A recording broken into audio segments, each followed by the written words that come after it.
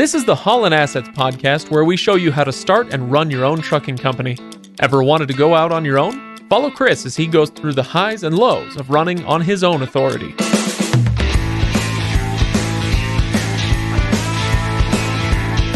Welcome everybody to Haulin Assets. This is the podcast that you come to if you want to learn about trucks and trucking and truckers. Right, Chris? I think at this point, we're episode 43 that we're into this now. What's this about again? We better know what we're talking about. I would hope. Who am I? Okay, all right. I'm Craig, your host, and Chris is with me again for episode number 43. This is wrapping up our little mini-series on the FMCSA, DOT regulations, and the like. Today we're going to be talking about how to pass your DOT new entrant safety audit. Again, this is an important one, especially for those who are just hitting the road in the last year or so. If you haven't had your audit yet, you're gonna. So today is going to be a vital episode for those in that boat. Now, speaking of new drivers, Chris, you made a rookie mistake, and I want you to cop to it. I want you to tell everyone about it. I love because you don't make that many mistakes, and so I want to dwell on this. I want to marinate in this a little bit. I'm surprised you said you made a rookie mistake instead of like, oh my gosh, you made another rookie mistake.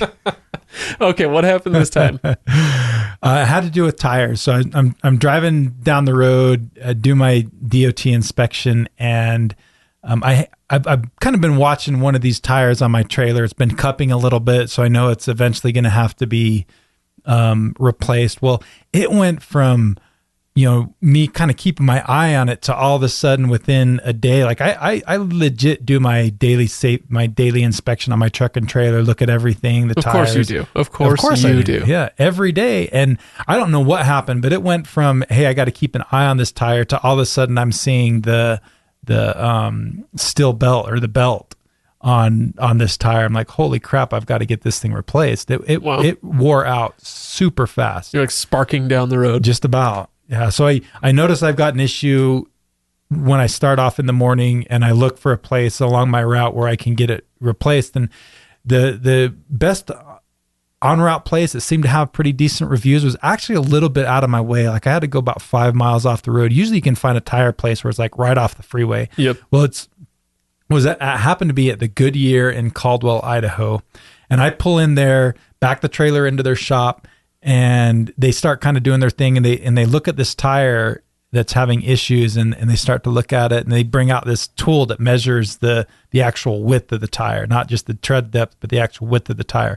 And they measure the tire that's having issues, and then they measure the tire next to it. Well, the tire next to it was like, they measured it at 24, whatever it was with their thing, and I can't remember what they measured my actual tire was, but they were far enough different in width that the tread on the one had worn down so much that they were like, I can't believe, they kind of looked at me funny, and they're like, I can't believe you would have ever driven a trailer with two tires that are so far mismatched. And I guess they were so far mismatched kind of in tread depth and size that that's what was causing the cupping and some serious issues. And so they kind of looked at me like, who are you and what are you doing? And again, I am definitely a rookie when it comes to driver. I am very good at the business side of things, but I've only been doing the driving part of it for I'm almost a year now at this point. Yeah. Well, but still, this is a good chance. I want to give everybody a chance. For those who are like me, who fear spreadsheets and aren't that organized and aren't as good as at the business side of things, I want them to have a little chance to point and laugh at the guy who had severely mismatched tires on his trailer. So, well, and some guys get an opportunity that sometimes when I back in, I'll some of the more complicated backs. I'm sure there's guys out there who kind of get a snicker at me a little bit. Yeah, who is this guy? As he tries to, 90% of the time now, I can back into a dock first try, pretty quick, pretty smooth. But every once in a while, I just find one that just has my number and just doesn't let me back in very easy. And guys get a snicker. So, well, this whole story, the whole point of this, Chris, was to establish your rookie cred for today's episode. You are a rookie in some ways, and that's what we're going to be talking about. This is who we're going to be talking to today because we're talking about new entrant safety audits. Maybe we should rename it to the DOT rookie audit. The rookie audit. That's what you should name the packet at motorcarrierhq.com. The rookie packet. The rookie assistance packet. Exactly. So speaking of which, you can go to motorcarrierhq.com and find some of the resources that we're going to be talking about today. You can also go to haulinassetsllc.com as usual and find the full show notes there. As with the last couple of episodes, the show notes on this will be fairly extensive, and so we may not be able to include all of them in your podcast feed like you would normally get. There may be a read more tag, and you just click through and make sure you check out all the details that we're going to be talking about today because, it is not only important, but it's also lengthy. The amount of stuff that you need to know for these safety audits is, it looks intimidating, but for today, part of the point of today is dispelling that feeling of intimidation, right? Right, and with the right resources, especially a new entrant safety audit should be a breeze as long as you're staying on top of things from the very beginning and you're doing the things that are prescribed. A new entrant safety audit is. I was surprised how simple it was, and they're really not out there to get you. They're out there to kind of help you, to educate you, and just make sure you're doing the right thing. Like in my situation, because I've done this for a living, the safety part for a long time. So it was especially easy because I knew what I'm doing, but it really, I was pleasantly surprised how simple it is. They're not going super deep into your books and records. Right. Well, before we get too far into your experience with all of this, we are going to get to that. I just want to back up and ask you for a definition here. This is a new entrant audit. What is a new entrant? Can we define that? Yeah, absolutely you can. So a new entrant, anytime somebody applies for their DOT number or their motor carrier operating authority, the FMCSA puts them into this new entrant category because they're a new company, a new motor carrier, they're a new entrant. And that new entrant period lasts for 18 months. And during that new entrant time, there's kind of two things that the DOT does. One is they actively monitor you. So 2 episodes ago when we were talking about just kind of the CSA program, we mentioned that the DOT monitors you through like roadside inspections, and I talked about your inspection selection criteria. Because you're a new entrant, you're going to be at least on that neutral where they can either pull you in. They're not mandated to pull you in, but they don't just give you a free pass either. So you're probably going to get pulled in a little bit more often during that 18-month period. Just for a starting point, I've been doing this for driving for almost a year now at this point, and I've only been pulled in for one audit at a port, or one inspection at a port, which is pretty good. So that's one of the ways that they actively monitor you. And then second, they're going to conduct a new entrant safety audit, and that is supposed to happen within the first 12 months. And so that safety audit is usually completed by one of the FMCSA's state partners. FMCSA state partner? Yeah. So it's not just a federal organization. They have state levels as well. So the FMCSA, the federal piece, kind of oversees everything and monitors everything, but for the most part, it's really the state partners. So your state department that monitors motor carrier, commercial vehicle stuff within your state is really usually the ones that are conducting those audits. And this will similarly be the DOT for that state? Yep. Okay. Yep. All right. Got it. So in Utah, where I'm based out of, it's the Utah Motor Carrier Division. They're the ones, the Utah Department of Transportation Motor Carrier Division, that comes out and actually conducts the audit and does the audit. And so with that being said, because they're run by state agencies, the FMCSA kind of puts out minimum guidelines of what needs to happen in this new entrant audit, and they train the states on that. But the states can either follow the minimum guidelines or they can be more intrusive, because there are some states that California. Sorry. I'm sorry, what? And probably California might not be, just because they're so busy with other things. They're so disorganized in so many different ways that they might not be able to do things more extensive. But there are states that will do it a little bit more extensive than Utah.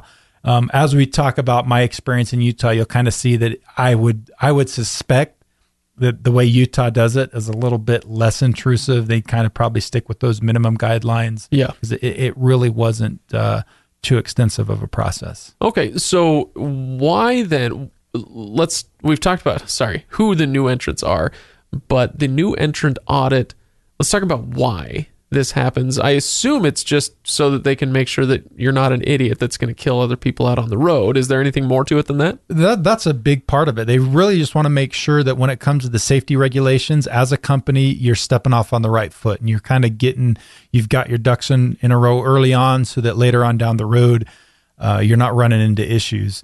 So they just want to see that you have adequate systems in place and controls in place to manage the safe operation of your business. Because, after all, you are sending large, heavy vehicles down the road that can cause serious damage to property and even take people's lives if you're not operating them safely. And so they just want to make sure that you're doing what you're supposed to do and you're not putting the public at exposing them to undue risk. Yeah, absolutely. Okay, so Chris, now let's finally get to your experience with your audit. When was it and how did it go? Okay, so let's talk about the timeline. So my first day when my motor carrier authority was granted was April 9th of 2019. My birthday. Was that your birthday? Happy birthday happy to me. Happy birthday, Craig. Yeah, happy birthday to Haulin Assets too. Hey, we've got how the about same that? birthday. What do you know? So that's when that happened. I got notified by email on the 13th of February of 2020. Oh wow! So what is okay. that, like 10 months 10 later? months later, yeah. That I was going to be audited. So the first notification that I received was an email, and then basically in that email they told me to expect an audit and that I was going to get an official letter with a date of when everything had to be submitted. With that being said, that email had everything I needed in it to get going. So it talked about the upload site, that I was going to get an off-site upload audit. It gave me the instructions on how to do everything. And the email also contained, all the contact information for the auditor who had been assigned to me to actually conduct the audit. Told me how to get in contact with them. And did you do that, or did you just rely on the email? No, I actually did. And it was a good thing that I did. And we'll kind of get to that a little bit later on as we talk about kind of the whole entire process. But then about a week after that, probably not even quite a week, I received the actual official letter from the FMCSA in the mail. And from the date of the letter, which I think I got it about 2 days after the date on the letter, you have 20 days to actually submit everything to them that they're asking for. And both of those letters, both the email and the actual letter, gave a big list of everything that I needed to submit. Oh, okay. So that's nice. At least they're not.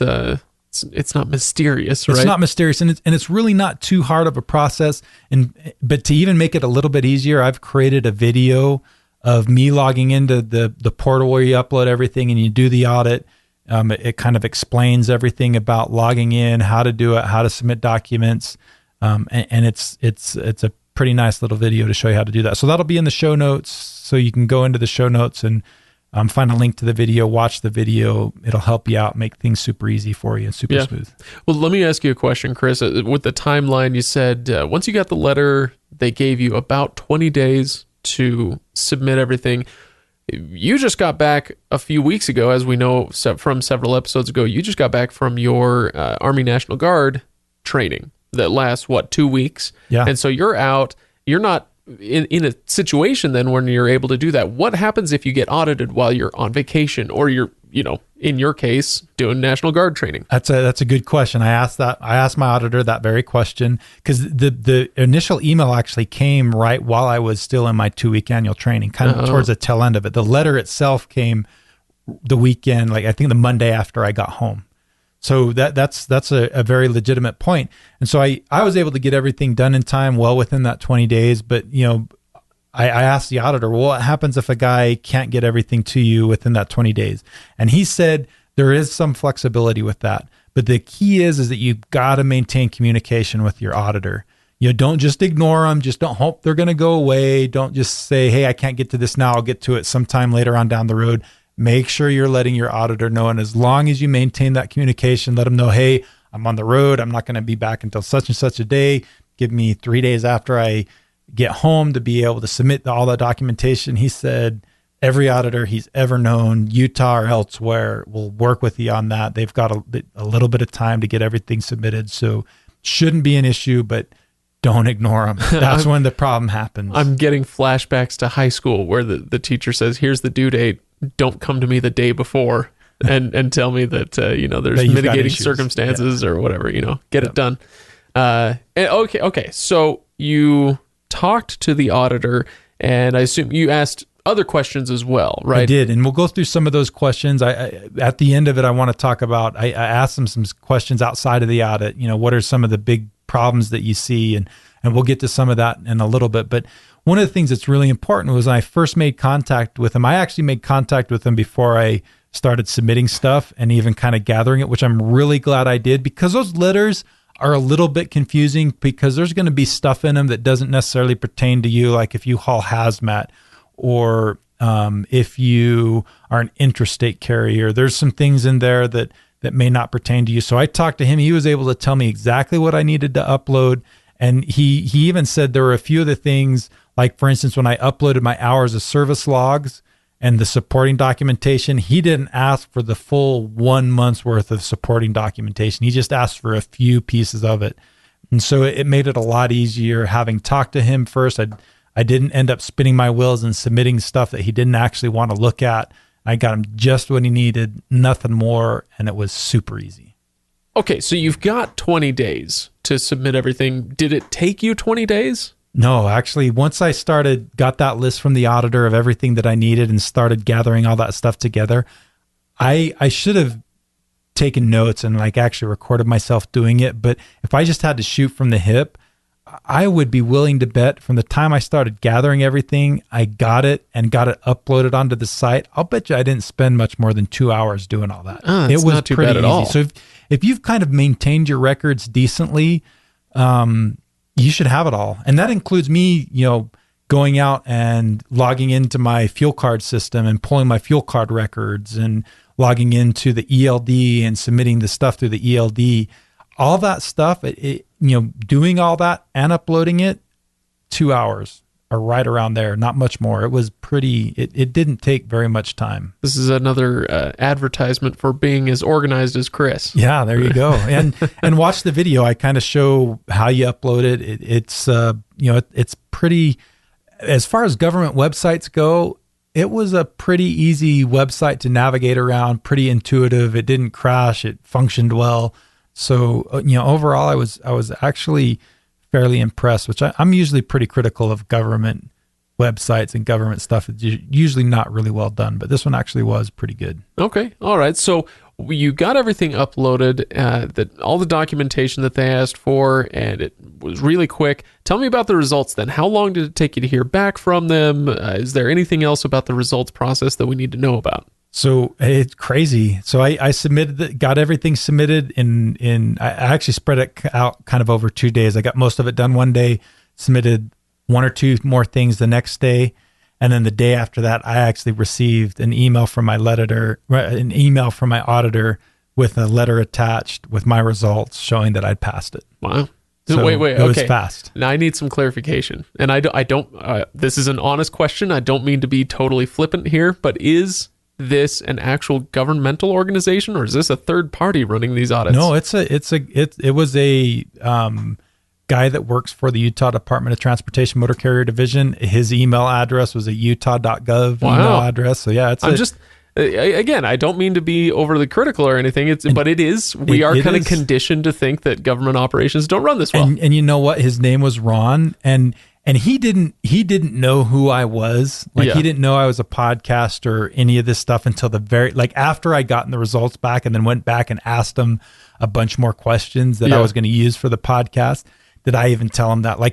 He has had a ton of interactions with Motor Carrier HQ and some of my employees. And he didn't know any of that. And when I told him who I was, he's like, "Oh, really?" He didn't know any of that. But he treated me like a normal driver, owner, operator. He didn't know any of that until the very end when I actually told him that, just as I was kind of saying, "Hey, I want to use some of this information you're telling me as part of the podcast, did some of that come to light. Oh, nice. And he was super nice, super helpful. He had told me before, anytime you have any questions or any issues or anything, give me a call. I'm happy to answer questions anytime. So I was like very pleasantly surprised with how nice he was and how helpful he was. Very good. Go Ron. Ron. So at the time you received your initial email to when you got the notice that everything was hunky-dory, about a week? Because I took a little bit of time until I actually sat down and did everything. It was almost 2 weeks to the day. So I think I got the original email notice on the 13th of February. And if I remember right, I think I got the results email on the 26th of February. And then the official letter from the FMCSA via mail was dated the 28th of February saying that I'd passed it. And I think I got it in the mail actually a few days after that. Nice. Okay, very good. So in your conversation with the auditor, after you'd passed and everything was fine and you got to pick his brain a little bit, what came out of that? I'm sure you got a few tidbits. I did. I asked him, kind of what are some of the biggest mistakes that you see people make? And so we talked a little bit about this in the last episode. And one of the biggest things, he says, owner-operators that don't treat themselves like a driver. Oh, we talked about this last time. We did. You've got to have your own application on file. Yep. You have to apply to work at your own company, right? You do. So you have to, as the driver of your company, you have to treat yourself exactly like you were any other driver. So you have to have a pre-employment drug test done, which he says doesn't happen a lot. You have to be part of a random drug testing pool, which guys are like, oh, I'm the owner of the company. I know I'm not doing drugs. Well, that doesn't matter. You still have to have that pre-employment drug test. You have to do your random drug testing. You have to have a pre-employment application. You have to maintain all that stuff. You have to pull your own MVR and keep that on file. Well, I know how many tickets I've gotten in the last year. Well, you still have to do all that stuff just like you were hiring a driver off the street. Gotcha. Okay. What other mistakes did he mention? Probably the biggest one, especially with hours of service that they see, is misuse of personal conveyance. And he acknowledges that this is a super gray area and that one auditor is going to tell you one thing, another auditor is going to tell you another thing. So like, if you stick with the letter of the law with personal conveyances is you can't really be advancing your load. Okay. So like if I'm doing a trip between Salt Lake City, Utah and Atlanta, Georgia, and I stop somewhere on I-80, and let's say I stop in Evanston and say, hey, I'm going to drive to the border of Wyoming and Nebraska, and I'm going to do it on personal conveyance. You're advancing your load. You're getting closer to your destination on personal conveyance, and they can probably at that situation write you up. But I said, and I think I may have mentioned this in the past, but like one of the ways that I most use personal conveyance is, if you look at it by the letter of the law, an auditor probably could say to me, hey, no, I'm not going to accept that. But people I've talked to, auditors like Ron that I've talked to, have said, you'd probably be okay in this situation. So the situation I will typically use it for is when I sleep at night, I typically like to sleep somewhere where I'm away from a crowd. So I don't really like to go and sleep at a truck stop because they're noisy. The lights are always on. It's a little bit harder for me to sleep. So I'll oftentimes sleep at a rest stop because they're quieter. I like them better. But then, if I want to take a shower the next day, before my 10-hour break is up, I will often put it on personal conveyance, drive maybe 10, 15. I think the furthest I've ever gone on personal conveyance is maybe 30 miles down the road to the nearest truck stop where I have a free shower credit and take a shower. Gotcha. And that may be... Or eat and that dinner may or be something like that. Toward your destination. And it may be toward my destination. I may be advancing the load, but that's where that gray area kind of comes in. And if an auditor really wants to be a jerk about it, they could probably write me up for it. But I think most auditors are going to understand that I'm not using excessively. I'm not driving that far. I'm not doing it all the time. It's not like it's something I'm doing every single day. It's onesie twosies here and there. Right. There's a reason for it, and I think most auditors would say, okay, it's reasonable, right? It's reasonable. That reasonable standard that so many of these things come down to. Yep. Okay. Anything else? Big mistakes that he said to watch out for? I've got a couple more. Okay. The first one is insurance. And he says this is particularly problematic with intrastate carriers. So guys that are staying within the state, they still, even though they're just staying in the state, they still need to have that $750,000 insurance limit. The DOT doesn't require that they submit proof that they've done it. Like if you're a interstate carrier with an operating authority, you have to do that. But these guys don't have to actually submit proof, but they still have to have it. And he says a lot of guys just don't do that. So wait, they don't have to submit proof? Yeah, they don't have to submit to the DOT or the FMCSA that they have that $750,000 insurance policy. So are you saying they don't have to submit that until such time as they get audited? And no, then they better have proof? They need to have a record if they get audited, yes, that they've got it. But when you apply for your motor carrier authority and you get an MC number, you have to file what's called an MCS 90. Your insurance company files an MCS 90 with the FMCSA, showing the FMCSA that you meet the minimum insurance requirements. Yeah. If you don't ever leave your state, you don't have to submit that form, and you don't have to show up front that you've got that. But you still have to have it, and you still have to be able to produce documentation that you've got it if you've got audited. But because you don't have to submit it up front, a lot of guys just don't realize they have to do it, or just don't, or they just put it off. They just put it off, and they don't have it, and they get themselves in trouble. Okay, interesting. All right, so, another caveat with that too, though, is what a lot of guys don't realize is that if you're like a lawn care business that carries fuel, like a little 5-gallon jug of fuel, or you've got a lawnmower that has fuel on it, you have to have that $1 million policy. Oh, really? And a lot of guys don't realize that. So that's called hauling Class 9 bulk fuel. Okay. If it's just a couple of 5-gallon tanks. Even if it's just a couple of 5-gallon tanks, or it's the fuel that's in the tank of a lawnmower that you're pulling, you're hauling, you've got to have that $1 million policy. All right. Well, interesting. And then there was one more. You said you had a couple. Yep. Last one's vehicle inspections. Okay. A lot of states don't necessarily require you to submit, like when you register a car, a lot of the times you have to show that you've done a safety inspection. That a lot of the times they don't require that on commercial vehicles, because everybody knows with a commercial vehicle that you've got to have it. But some people still fall short with that. You've got to have your annual vehicle safety inspection. You've got to maintain those. And that's, if you remember right from the last episode, we talked about, that's one of the things that will automatically fail you in your audit if you're not doing those periodic annual safety inspections. Gotcha. Okay, so that's a bunch of stuff that could potentially sink somebody. I'm sure there's other things, but these were kind of the common ones that Ron mentioned. Yep.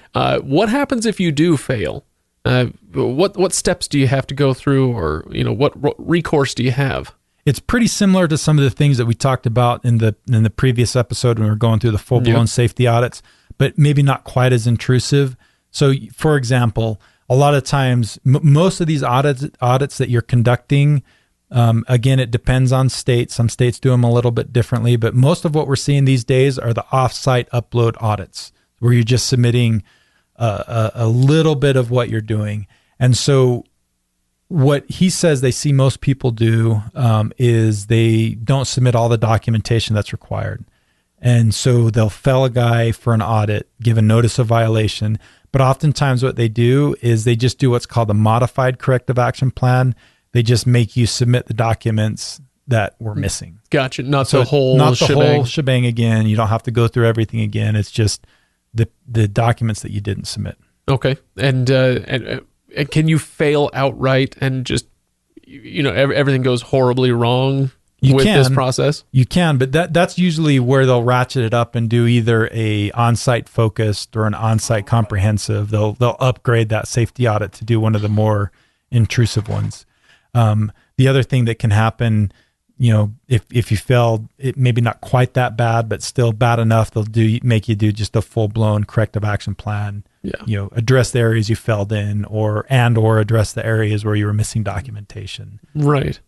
Well, and of course, your experience with this and your conversation with Ron, we should caveat it one more time that this was in Utah, and every state's going to be probably a little bit different, even if it's not wildly different, right? Yeah, I think most people's experience from what I've talked to from other guys from other states is pretty similar to what Utah is. Yeah. But I know there are some states out there that do a more extensive, sometimes even an on-site one. And that's usually, I think, from what I gather, this is just me suspicion, is states that are a little bit more rural, that don't have quite as big of a population. Auditors have a little bit more time to do this kind of thing, are going to Sure. go out and do the on-site visits. Whereas you get into the more populous states with a lot of trucking companies, the auditors just don't have time to do that kind of thing. So they're going to do as many off-site, quick, easy safety audits as they possibly can, because they just don't have time to go on site with everybody out there. Makes sense. All right, Chris. So this, if somebody follows the plan from this, and make sure that they're organized, everything should go all right. Yeah. It should go easy. It should be quick. It should be relatively painless. It's just getting out and doing it. Just don't ignore it. You'll get shut down if you don't do this new entrant audit and you don't make contact with the auditor. You're gonna automatically get failed and you get placed out of service. We see that happen every now and again. Wow. Because a guy doesn't do his new entrant audit, they will put you out of service. So don't give them don't give the DOT the email address that you never pay attention to. Yeah, right? Or make sure your phone number is good that you gave to the DOT. Don't ignore them, and don't give the all my spam email where I'm gonna get spam email. Don't give that address. Yep. Give a good legitimate address so they can get in contact with you, or you're going to be up a creek without a paddle. Up a creek. Wow. Now we know where you're from, Chris. You did grow up on a farm. I did. Yeah. All right. Well, good. I hope everybody has gotten something out of this discussion, and the last two as well. These are kind of our series of episodes on regulation and audits and inspections and all of that stuff. So taken as a series, I hope that this has been really helpful. Again, go to haulinassetsllc.com for the full show notes. It's going to give you all the details of the things that we've talked about.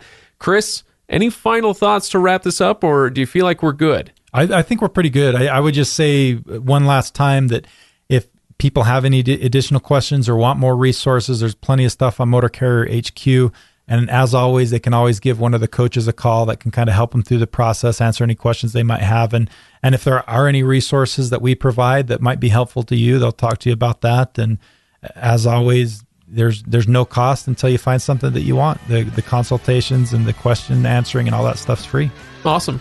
Cool. Well, thanks for listening, everybody. And we will see you, or you'll hear us, next week. See you then.